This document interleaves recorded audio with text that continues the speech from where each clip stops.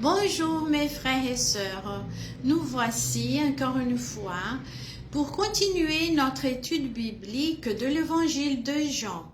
Nous sommes à la fin du premier chapitre et aujourd'hui nous lirons du verset 43 jusqu'au verset 51.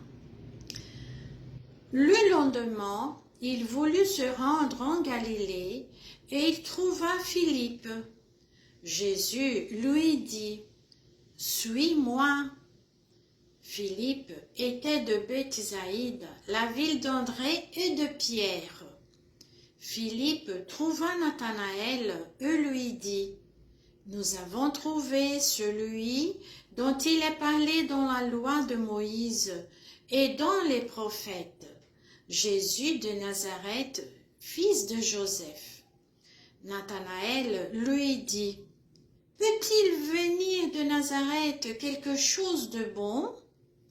Philippe lui dit, « Viens et vois. » Jésus vit venir à lui Nathanaël et dit de lui, « Voici vraiment un Israélite dans lequel il n'y a pas de fraude. » Nathanaël lui dit, « D'où me connais-tu » Jésus lui répondit, « Avant que Philippe t'ait appelé, quand tu étais sous le figuier, je t'avais vu. » Nathanaël reprit, « Rabbi, toi, tu es le Fils de Dieu, toi, tu es le roi d'Israël. » Jésus lui répondit, « Parce que je te dis que je t'avais vu sous le figuier, tu crois? Tu verras de plus grandes choses que celles-ci. En vérité, je vous le dis, vous verrez le ciel ouvert et les anges de Dieu monter et descendre sur le Fils de l'homme. » Dans son évangile, l'apôtre Jean nous raconte des rencontres du Seigneur Jésus avec deux hommes et femmes qui ont eu leur vie complètement changée après avoir dit oui à l'appel du Seigneur. Dans le récit d'aujourd'hui, Jésus se rend en Galilée, ce carrefour de nations, où il rencontrera Philippe et Nathanaël. C'était le 3e jour du « Suis-moi » et « Viens et vois ». Quand le Seigneur appelle ses premiers disciples qui apprendront de lui à établir le règne de Dieu, à vivre ensemble la compassion et l'amour et à voir des choses plus grandes encore. Avec Philippe, le Seigneur a communiqué de façon directe. « Suis-moi ».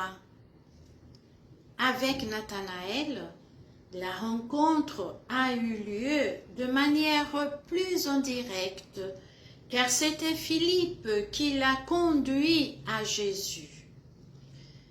Quoique c'est dit qu'au début, Nathanaël se laisse conduire à Jésus et après une conversation avec lui, il confesse que Jésus est le Fils de Dieu et le roi d'Israël.